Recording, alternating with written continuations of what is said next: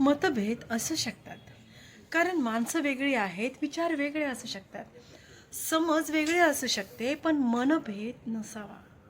कारण मतं बदलतात, पण तुटलेलं मन देवाशिवाय कोणी जोडू शकत नाही. आज चर्चमध्ये मतांवर लढाई आहे, पण प्रेमावर शांतता आहे. शास्त्रावर चर्चा आहे, पण करुणेचा अभाव आहे. येशू कधीही म्हणाला नाही तुमचं मत जिंकलं पाहिजे. तो म्हणाला तुझं मन शुद्ध असलं पाहिजे. मतभेदामुळे नाते तोडणं सत्य नाही, ते अहंकाराचं फळ आहे. जर माझं मत बरोबर असतं, माझं मन कठोर असेल, तर मी येशूचं प्रतिनिधित्व करत नाही. सत्य तलवारीसारखं आहे, पण प्रेमाशिवाय वापरलं तर ते जखम आहे. उद्धार नाही. देव आपल्याला विचारतो, तू बरोबर आहेस का, की तू माझ्यासारखा आहेस. मतभेद असू शकतात, मनभेद नसावा.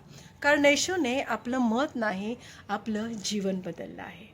आज एकच प्रार्थना करा, माझं मत नव्हे, माझं मन बदल. God bless you.